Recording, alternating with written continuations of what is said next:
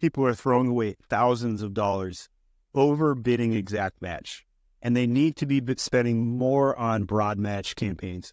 You could have the exact same keyword show up in a broad match and an exact match, and the ACoS, more often than not, is lower on the sponsored product broad match campaign.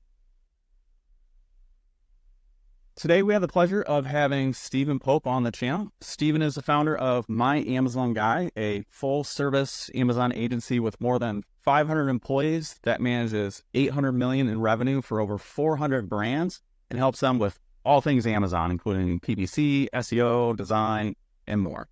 Stephen is also the founder of My Refund Guy and My Warehouse Guide and has several successful Amazon brands of his own.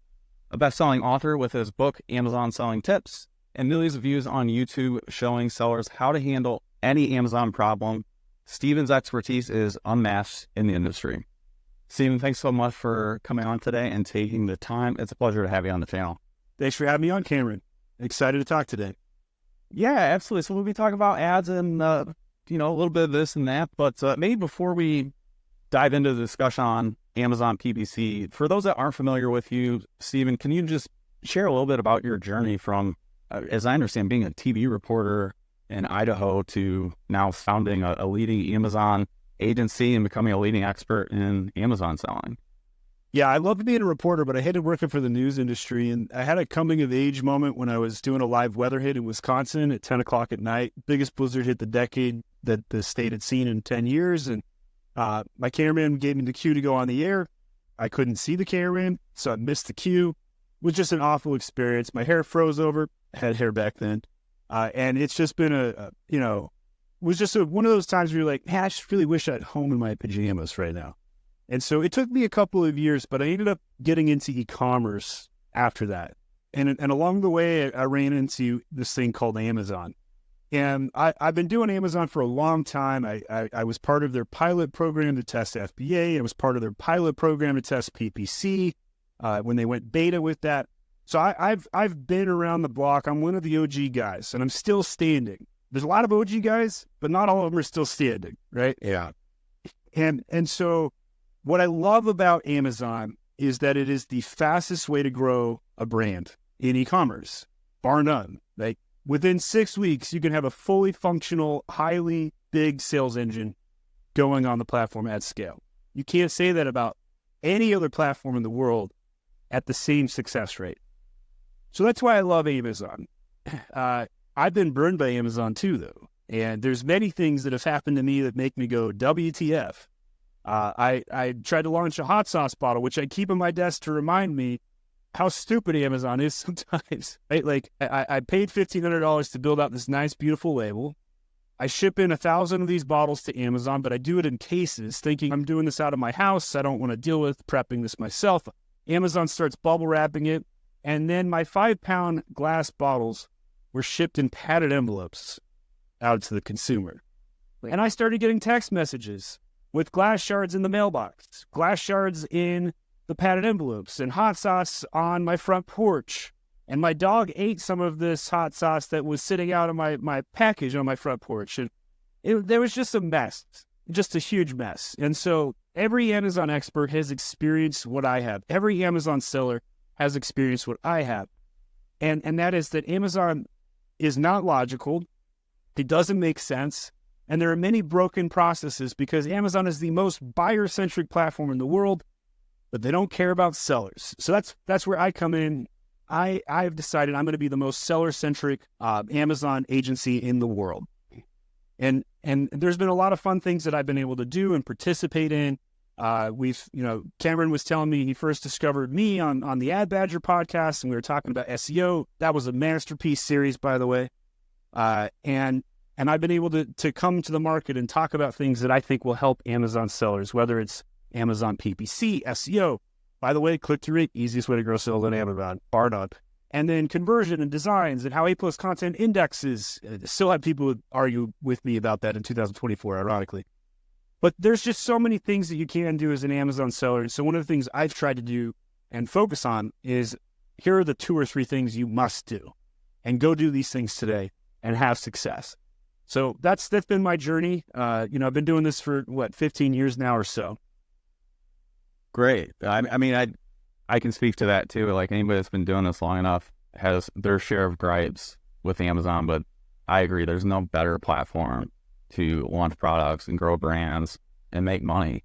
I'm excited to have you on. As you mentioned, we were talking about Ad Badger podcasts, and I've learned a ton from you already. So I'm really excited to just kind of pick your brain even more and just, be able to learn from you myself as well as for our audience. But all right, so really looking up my school, go in. Let's do it. Let's do it. Yeah. Well, so over the course of this journey, I mean, no doubt you've seen countless changes to selling on Amazon and Amazon ads. How have you seen Amazon ads evolve over this course of 15-year career? And how's your own approach to Amazon ads changed as well? Well, typically what I do is I open up my wallet and I say, how much money do I have available in my wallet? Because Amazon PPC costs keep going up, and I freaking need a lot more money this year than I needed last year. I needed more money last year than the year before that. My tacos is going up. My ACOS is going up. Amazon is just charging me more and more and more and more. And then they throw on inventory fees. Then they decide to remove my brand registry. And then there's the lost dogs of Amazon showing up on my Tumblr page. So I've experienced that as a change with Amazon PPC. Now, there's obviously a lot of new technical things and things that are in our control. And I know this podcast will probably focus more on what we can control than on what we can't control. But I still like to highlight the fact that Amazon is not passive income, but it's still worth doing. And so day parting has been a really cool thing. We'd love to talk about that today. I've seen all kinds of new ad formats. Custom brand headline ads are kind of hot now. We're seeing DSP and a lot of the DSP features hit the display functions directly in Seller Central. We're seeing more data, more reports. Bulk sheets are really taking a front seat, right? They were kind of a back seat until the 2.0 version came out just over a year ago. So we're seeing a lot of improvements to the abilities that people have. My prediction is in the next 2 years, we'll also probably see Amazon give us demographic targeting. It's just purely inevitable because Google does it, and they've been doing it for 14 years or something crazy, or maybe even longer than that. I don't know. And on Amazon, you can only target by keyword. The problem is that, like exact match isn't exact match anymore. Phrase match isn't phrase match anymore. And broad match is becoming creatively weird too. So we're seeing that Amazon is being a little looser, which makes it harder to be technical. It makes it harder to be specific, makes it harder to control. And so a lot of the techniques that we're seeing work today are what worked last year aren't working today. And we're seeing things slip because of all those changes. Interesting. Okay. Very cool. Is there anything that you see like new sellers overlook when they start, while they are managing your campaigns? I'd assume you've done your share of account audits and see all kinds of crazy stuff in there. Is there anything that's common that most sellers tend to overlook? Other than the first commandment of Amazon, which is thou shalt never go out of stock. Everybody should understand that commandment, but they still violate it. Commandment 2 is kind of like commandment 1, no, seriously, never go out of stock.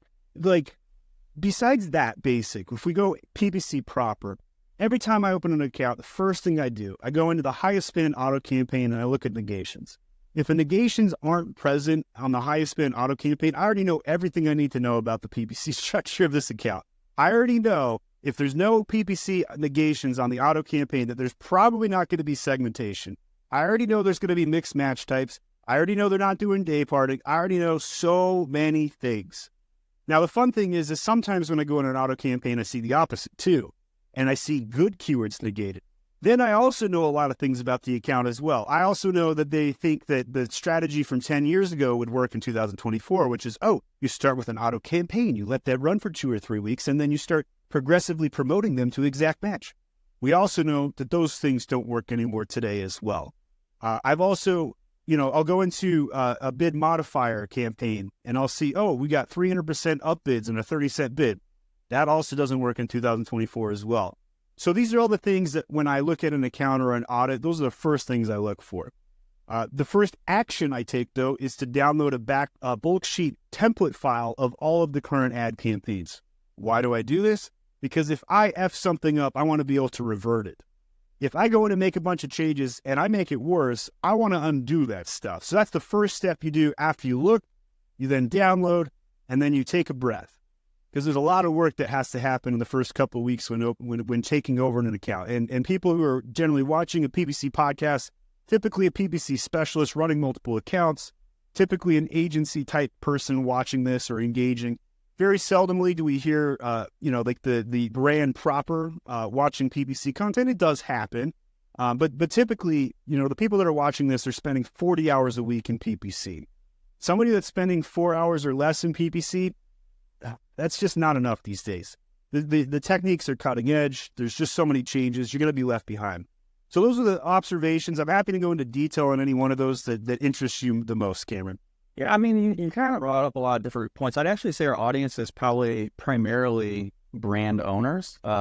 There's probably some agencies and so forth, but I'd say it does lean more towards these are people that are actually managing their own ads. So I'd like to touch on maybe, 40 hours isn't enough. You've kind of touched on this, like things are always changing. You always got to, keep testing new things and see what's working. How would you suggest to somebody that is managing their own ads, what the process is there? Because I think, as we all know, like we all have tons on our plates as Amazon sellers. Amazon ads is just a small part of it. Although I'd say the importance of it is huge still, but there's still just a lot of things to do. How should they go about, or what best practices would you have for someone that is trying to take on their own ads themselves?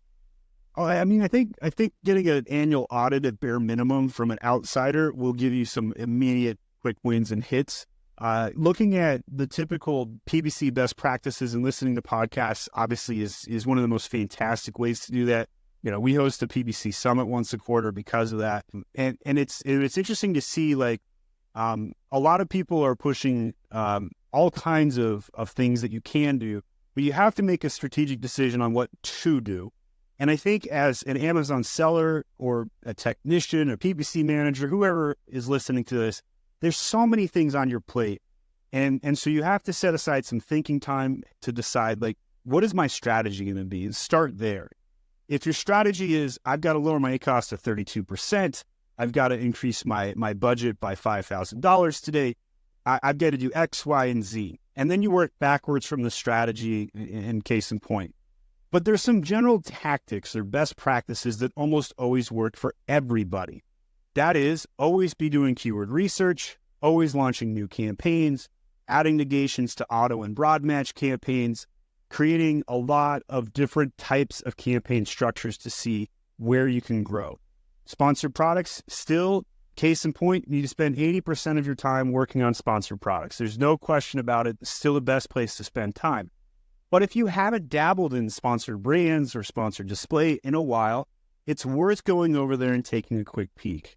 There's retargeting now, right? They launched that a couple years ago. I know people that still haven't tested retargeting. There's category targeting on ASIN targets as well. I know a lot of people that still haven't done that. There's so many opportunities to grow your brand and test out new placements that Amazon's coming out with that are still being ignored. Another example of this would be the custom headline ads on sponsored headline or sponsored brands. Just simply loading, and I think I might have even seen the other day that they're actually going to get rid of or discontinue not loading a custom image, as in you must load a custom image or your sponsored brand will turn off. And so that might be happening here any day now. So you got to be paying close attention to that, because if you're not, all of a sudden all your sponsored brand turns off and you wonder why you spent $5,000 less this week. Well, got to be paying attention to those PPC news. Got to be, and by the way, we've been talking about custom headline ads on sponsored brands for I think 4 years. So if you haven't done it yet, you're way behind, like 4 years behind, to be honest. So there's a lot of things that I think, structurally speaking, people should go about doing. We could also talk about segmentation. Every campaign ever, typically less than 5 keywords. I think a lot of people know about that tip, but they don't necessarily understand the why. So I want to impact that a little bit. The reason why you want to stay under 5 keywords in a typical campaign is because keywords 6, 7, 8, 9 get less than 5% of the impressions. Only 5 keywords will get 80% plus of the impressions. So why is that important? Well, if keyword 6 is actually good, maybe it's not as good as the other 5, but it's still good. and you want it to give you some incremental sales, you're going to need to slough that off into its own campaign structure. And sometimes you'll see certain techs and providers will be like 1 keyword a campaign, a little overkill sometimes, but I definitely have, 20 of those on my account. I wouldn't have 1,000 of them, but I think, there's at least justification for the top 20 keywords that have their own single keyword campaigns. I also think that people are over investing in exact match campaigns, overpaying, and everybody's doing it. Broad match absolutely is easier to scale at a lower cost. There's no question about it. The difference, though, is it takes more maintenance. Why? Because an exact match campaign, you could technically set that up and never touch it again, and it might perform. Very possible. Wouldn't necessarily recommend that, but it's possible. A broad match will never, ever work like that. You'll never be able to set up a broad match campaign and not have to go optimize it. You're going to have to come back in every single week, look for things to negate. You can do this with tech. You can do this with bulk sheets. You can do it manually, depending on your scale and where you're at and what tools you've got available to you. But you must be reviewing auto and broad match campaigns for weekly negations. I also know some people that don't believe in negations at all. And to those people, I say, you don't have business running a PPC account in 2024. And sometimes it's a time suck, right? But if you're not adding negations, I'm here to tell you that I could pay for myself by just simply working on negations and not doing anything else for somebody, and I would save them that much money. That's how important weekly negations are on auto and broad match campaigns. At the same time, maybe you don't even have broad match campaigns because you built only exact match.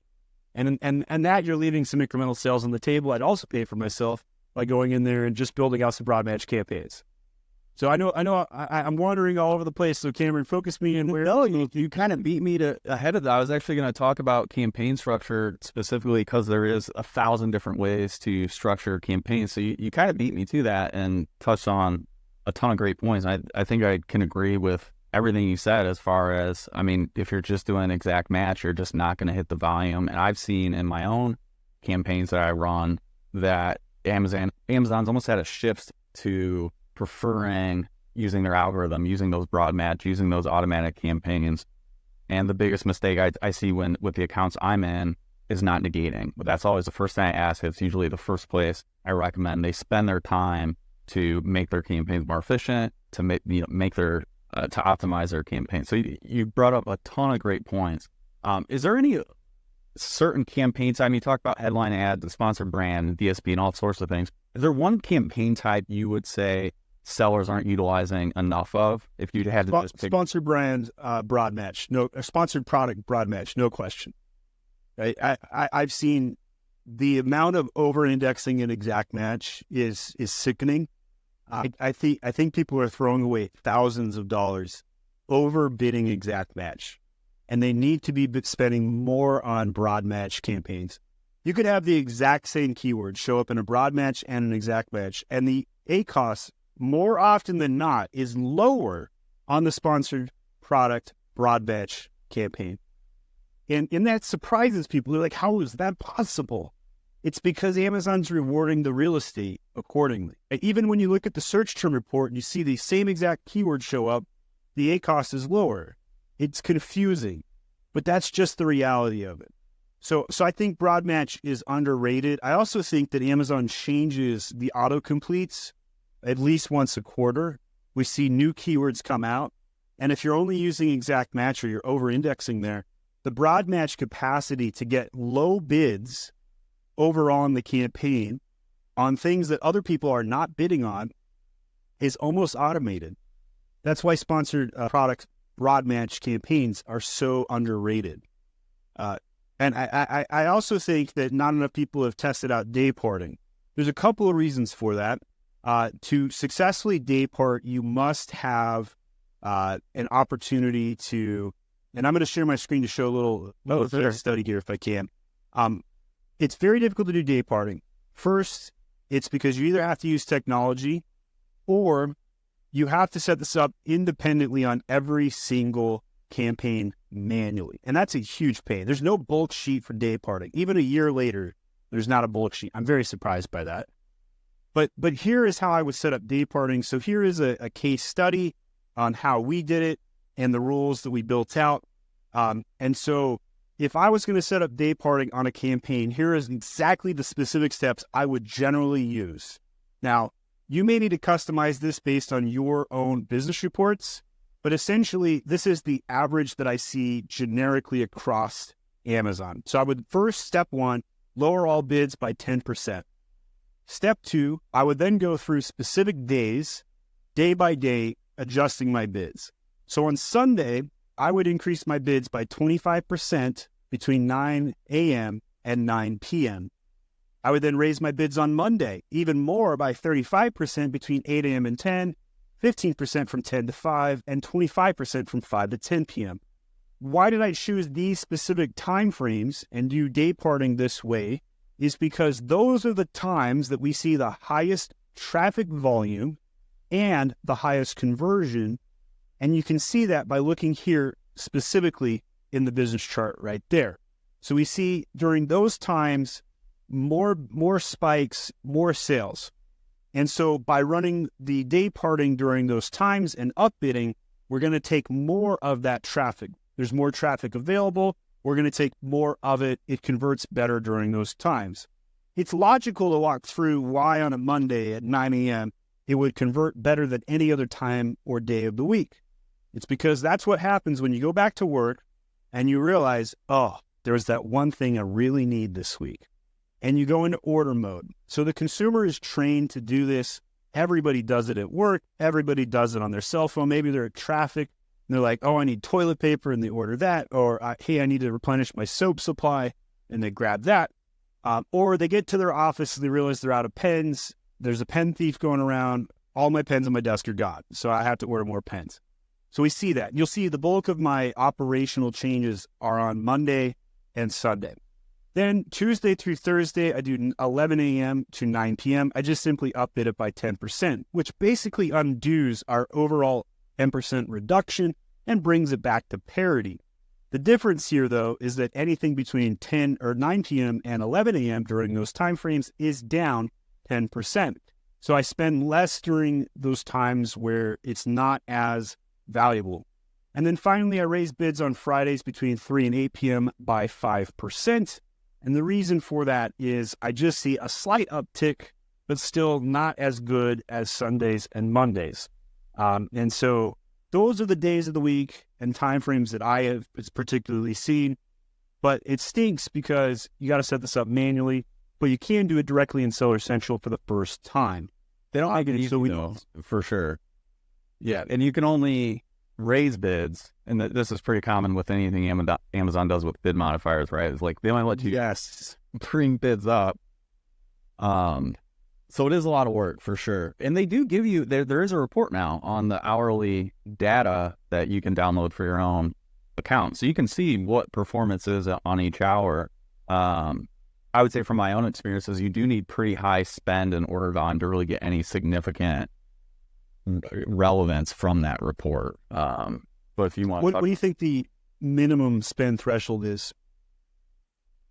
Like 50,000 a month, 30,000 a month? What do you think? It's probably close to that. Yeah, I like orders personally. Like I want to see a certain. That's kind of my data. My data points is how many orders I'm getting per hour. So I like to have at least some, significance there. If you only have 2-3 orders in an hour, with it won't be order generate, it just doesn't give you significant data. Maybe you can start looking at trends and so forth. But I'd say I do like the orders per hour metric better than the revenue target, especially if we have like a high end item. That makes a lot of sense. Yeah. That's kind of what I see as like the data volume or data points to use when it comes to evaluating actual performance. So here was the results of that test that we did. I got a 32% uplift, and you can see the sales and the spend during that time frame. So interesting to see that. You could get a different result depending on obviously time of day of week, month, holiday season, all kinds of factors that could also influence this. But we were surprised to see the uptick on the Tuesday through Friday, ironically, even with the bid adjustments down. So I think part of that could be that the budgets went farther on those days, potentially, and that could have been why. But everybody's going to get different results. Always got to test it on your own account to find out what will work for you.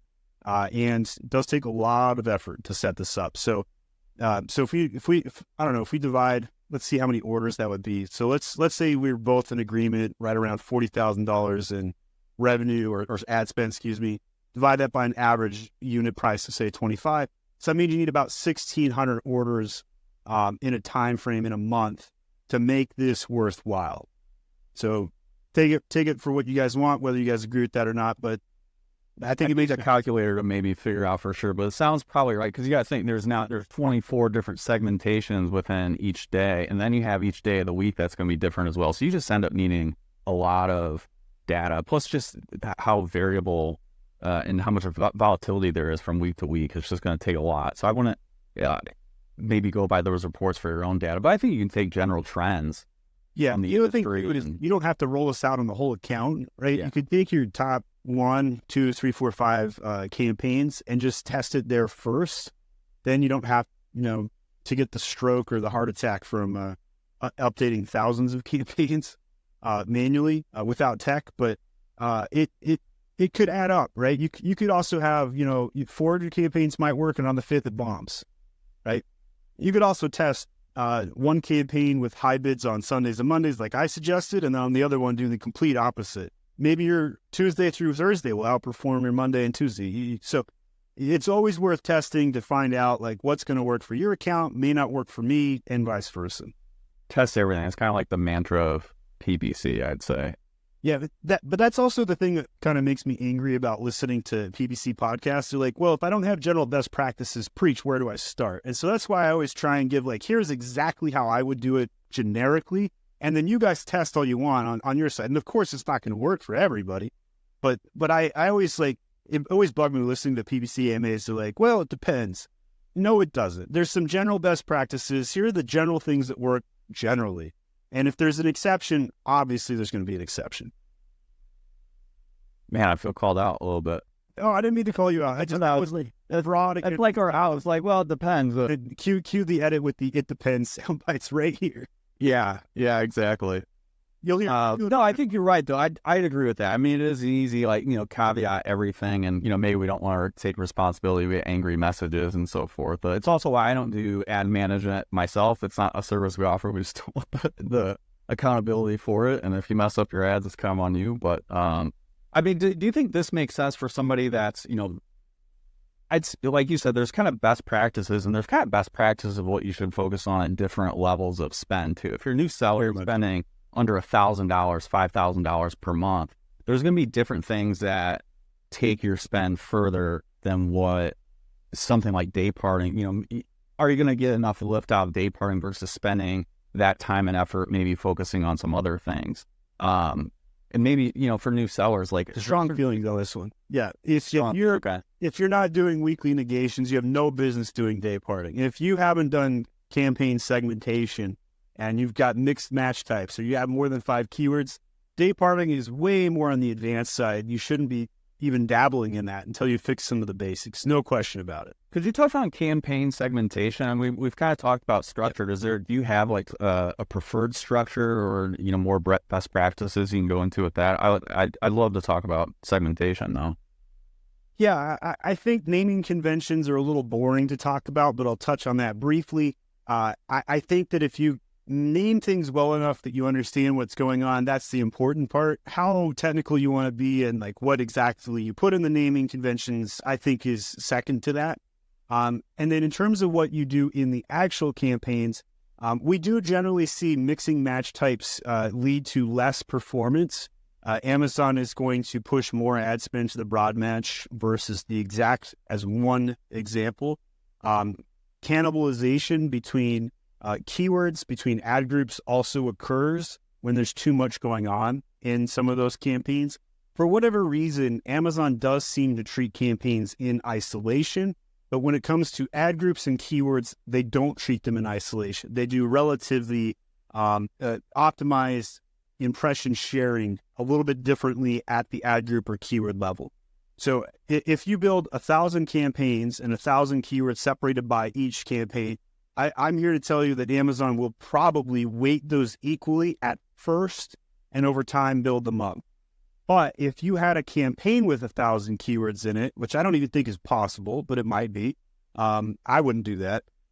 But if you had one, I guarantee you that 98% of the impressions would come to less than 5% of the keyword portfolio. And so what this teaches is cannibalization is the death of over inundating in too many keywords. So I would say probably 10 years ago, when I first would build a PPC campaign, I would put as many keywords into a campaign as I could. And I held on to that practice for many years, even up until I started my agency. But something changed in the algorithm. It was like a June of like 2019 or something like that. And I saw that campaign structure just completely collapse. And it's like they flipped a switch in the algo that they made it so that the impressions would go to where it would benefit Amazon the most, not where it would benefit you the most or the brand the most, but where it would benefit Amazon the most. And when that happened, a lot of the best practices before 2019 just completely went out. And so shortly thereafter, we started seeing like bid modifiers and all these other smaller features get added over time. And they'll usually, like when they come out with a feature, it gets a lot of hype. And if you're the first users, if you're the beta user, you're the first 5 or 10% to use it, you get a lot of value out of it if it's a good feature. Sometimes they watch terrible features. And it's like, when it comes to Amazon features, 1 out of 10 is generally good. When it comes to PPC features, it's usually closer to 1 out of 3. The PPC stuff they've been adding is better than the other features. Fun fact, Amazon PPC makes Amazon more money today than AWS, which is... It's not slowing down either. I mean, it's 25% year-over-year growth the last insane X number of years on billion. It's crazy. So Amazon's running out of space for ads, right? They're now partnering up with Pinterest and Facebook, right? Anything they can do to take out TikTok and Temu and all these Chinese companies that are coming along. And God bless, as much of a terrible monopoly Amazon is, I would rather Amazon be a monopoly than work for the Chinese any day of the week. I really hope that we don't have to work for TikTok and Temu someday. And if we do, they're going to play these sound bites and probably ban me. So I'm going to be in trouble. But long story short, I think, if you invest properly into campaign structures and follow the best practices of 2024, less keywords is better, less is more in that aspect. And make sure that the way you group the keywords also makes sense. If you have a $5 keyword with 4 $1 keywords on a campaign, what do you think is going to happen? Well, if I was Amazon, I would put all the money on the $5 keyword. So you got to make sure that you're segmenting the keyword choices logically as well. And don't just assume that Amazon will figure it out, right? It's got an algorithm. Don't get me wrong. Algos are generally beneficial for the most part, but they're not going to think, how can I help this brand? They're going to think, how can I help Amazon? And well, I like Amazon. Amazon's loving its profits on PPC these days, so they're gonna spend money on the higher bidded keywords by default. So segment $5 keywords by themselves, $1 keywords by themselves.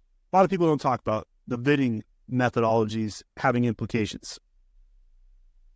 Yeah, it's interesting. I mean, how do you end up going about that? You say you have this account and you haven't been doing this, or maybe you need to restructure it.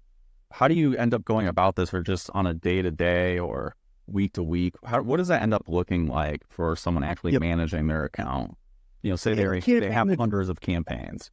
Doing good today, don't F it up, right? Like don't turn it off. Don't try and reset it. Don't try and deconstruct it.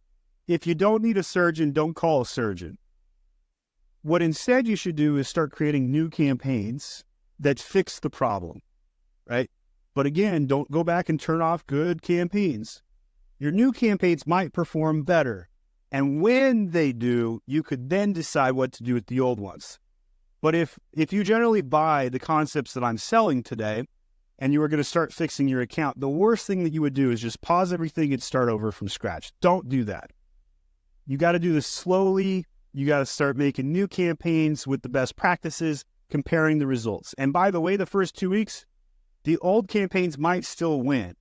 Why? Because the new campaigns have no data. Just like I mentioned, each campaign operates in isolation.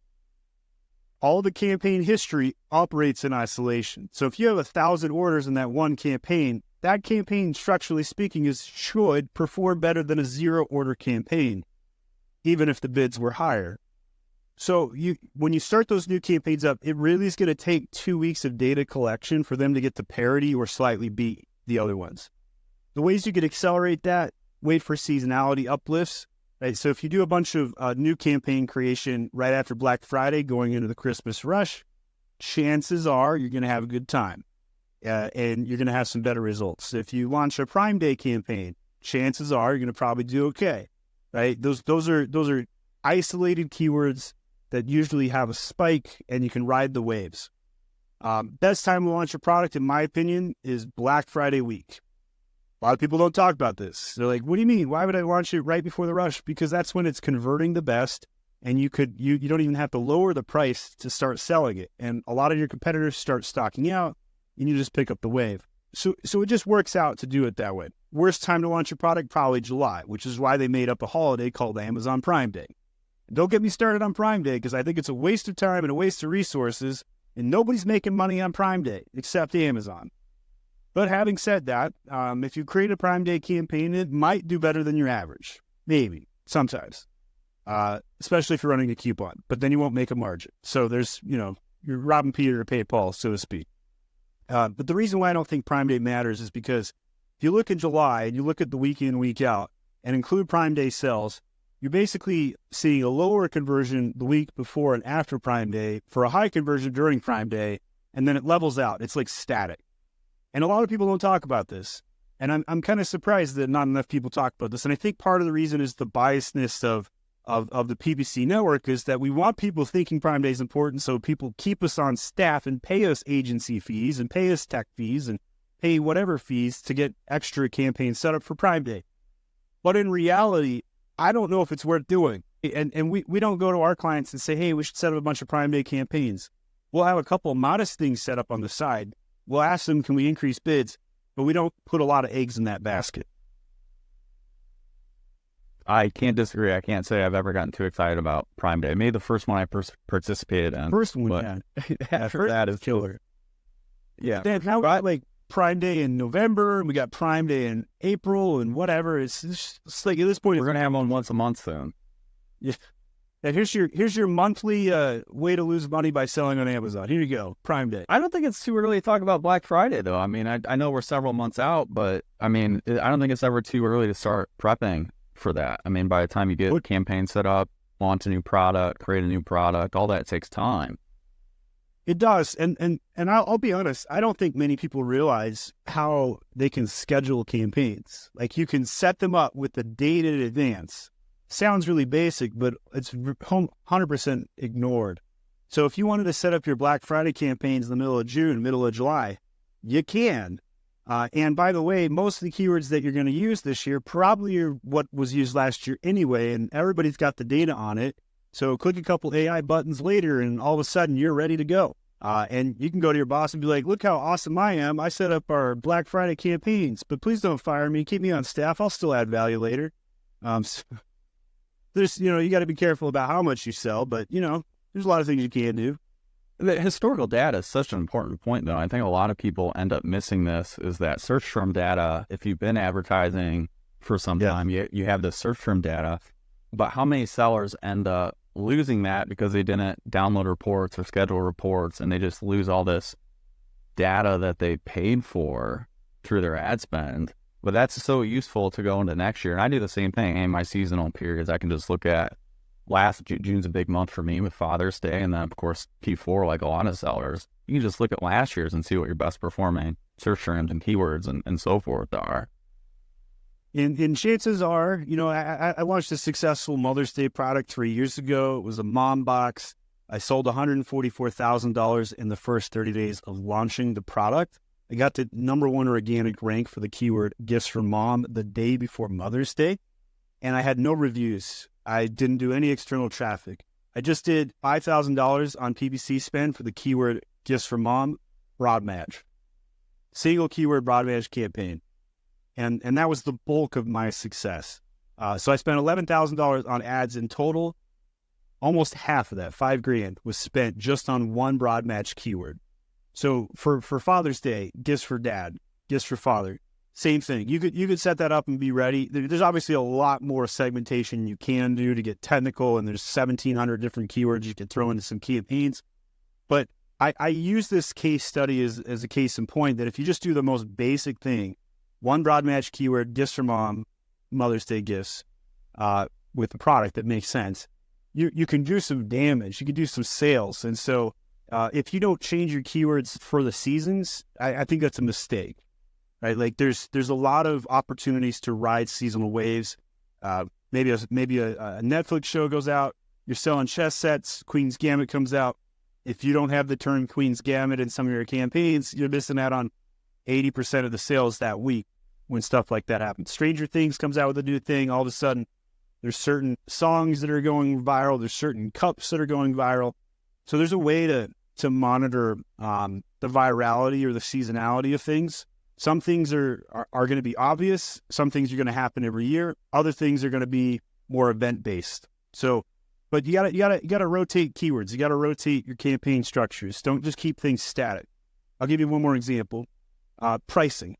You wouldn't ever want to just keep your price static for 12 months. I have personally witnessed if you just rotate your price one time every 30 days for 2 or 3 days, your sales will be higher throughout the month. Dynamic pricing is kind of a new thing that people are talking about, and just rotating price. Main image, CTR, another example, different topic.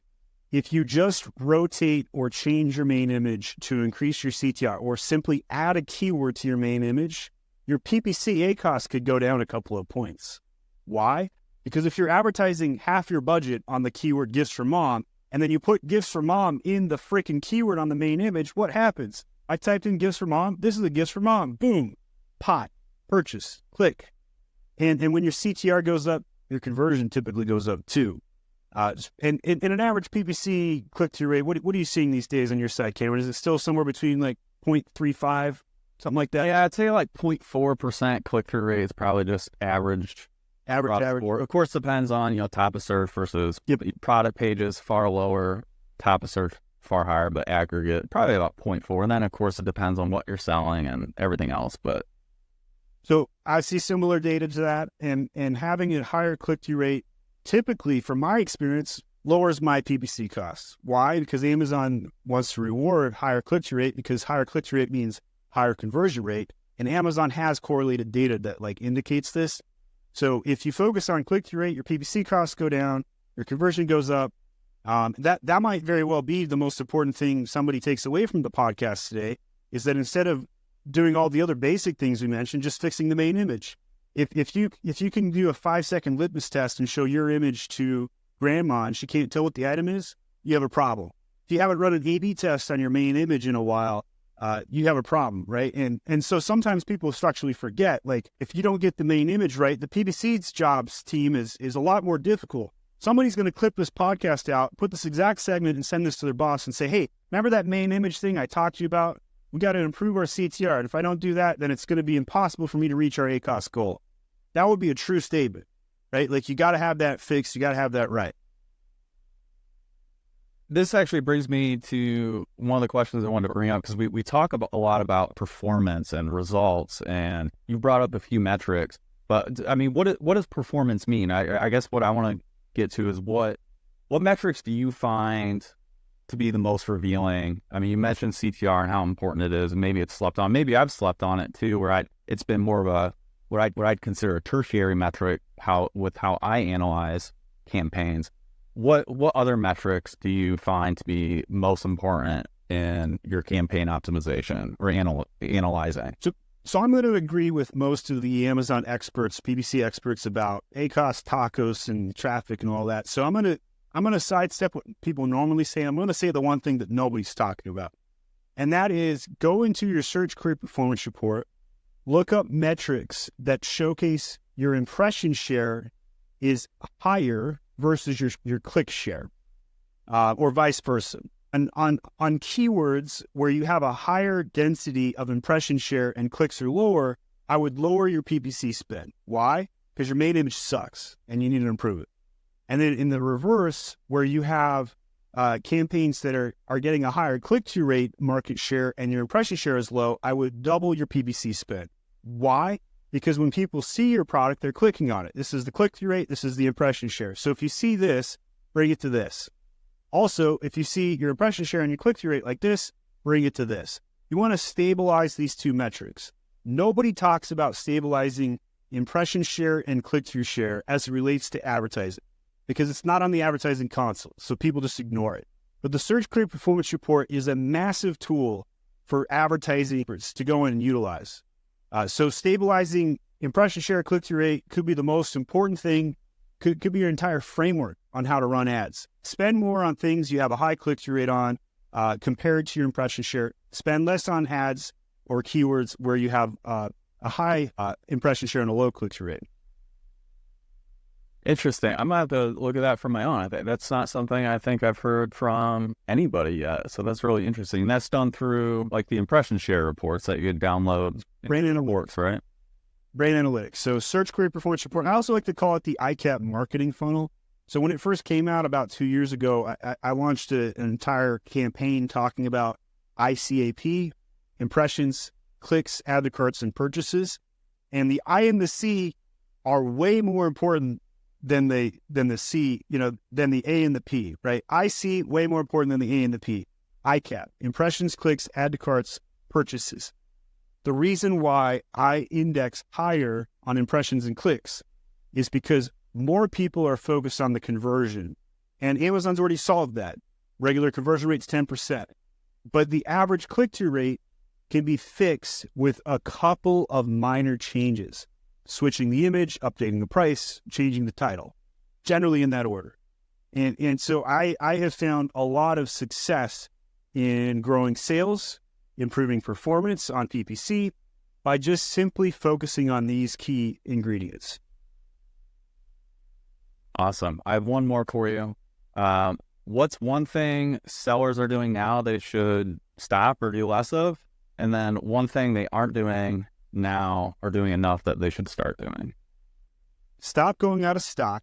I cannot emphasize how important this commandment is about selling on Amazon. If you let yourself go out of stock in FBA, you're going to pay low inventory fees along the way, and you're going to have to pay the consequence of having to spend sometimes double as much PPC to regain your ground. And basically you throw away your honeymoon period, you throw away all kinds of other challenges. So stop going out of stock. Even the big aggregators like Thrasio went bankrupt because they freaking kept going out of stock. It's just that basic, super important. And if you're going out of stock, you're obviously not going to spend more on PPC anyway. So it's kind of a de facto, got to start there. So that's what I would stop doing.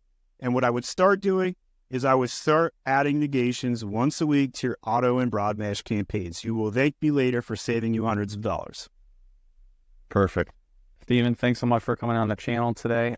If anybody watching wants to learn more from you or work with you, where should they find you? So I'm prolific on YouTube at my Amazon Guide channel. I'm also a LinkedIn lunatic. I went viral on Reddit. I'm literally at the top of the Reddit forums right now for LinkedIn lunatics. So I talk a lot on LinkedIn and give out my best trade secrets. And then if you want to hire us, go over to myamazonguy.com. We'll help you out.